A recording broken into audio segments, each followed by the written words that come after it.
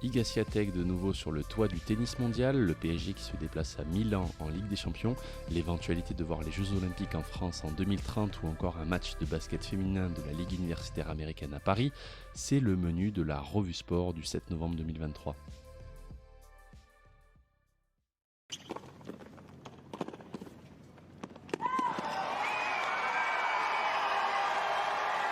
Just sensational in the at times elusive sunshine in Cancun. C'est une démonstration. Il n'a fallu que 59 petites minutes à Iga Swiatek pour se défaire de Jessica Pegula dans les derniers Masters WTA de la saison à Cancun. La Polonaise a infligé une correction à son adversaire américaine 6-1, 6-0, une gifle qui permet à Iga Swiatek de remporter le premier Masters de sa carrière et de retrouver surtout la place de numéro 1 mondiale qu'elle avait perdue à l'issue de l'US Open. Et la Polonaise de 22 ans a terminé sa saison à Cancun avec la manière. En 5 rencontres disputées au Mexique, elle n'a pas concédé le moindre set et n'a cédé que 20 jeux en tout. Swiatek s'est même offert le luxe d'infliger 3 sets blancs de 6-0 à ses adversaires en une semaine. On retiendra d'ailleurs que c'est par cette manière qu'elle a achevé sa saison, en inscrivant 11 jeux consécutifs face à la finaliste malheureuse Pegula. L'Américaine a simplement converti son premier jeu de service dans cette finale.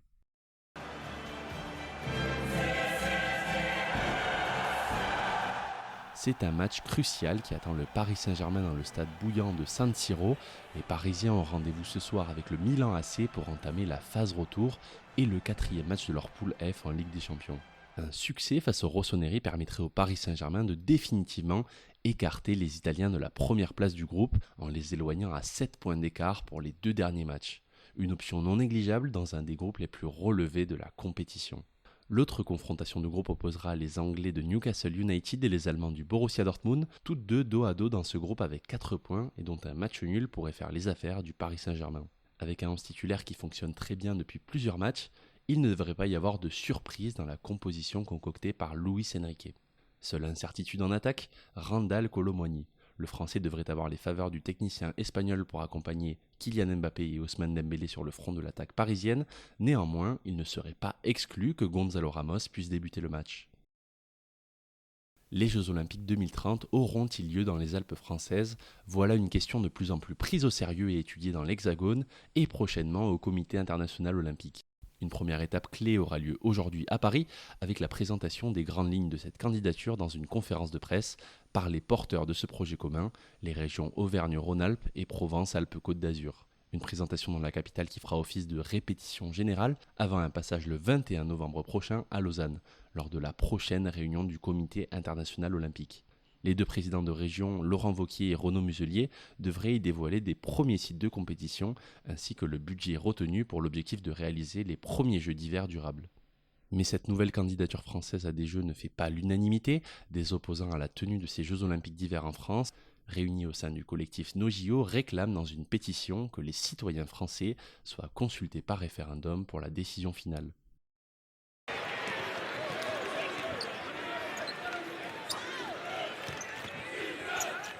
Et c'était hier à Paris. Le match d'ouverture de la NCAA, qui est la Ligue universitaire de basket féminin aux États-Unis, s'est déroulé à la Halle Georges Carpentier.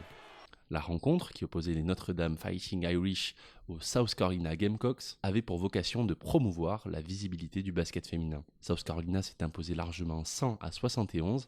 La tenue de ce championnat sur un parquet français semble anecdotique, mais celui-ci est énormément suivi aux États-Unis et était même diffusé hier sur ESPN, la grande chaîne de sport américaine. L'autre objectif était plus local puisque le Paris Basket, qui joue ses matchs au sein de cette halle Carpentier, va prochainement lancer son équipe professionnelle féminine et a directement été chargé de la commercialisation des billets. Et on peut dire que ce match a été un franc succès puisqu'il s'est joué à guichet fermé avec plus de 4000 spectateurs et une belle ambiance.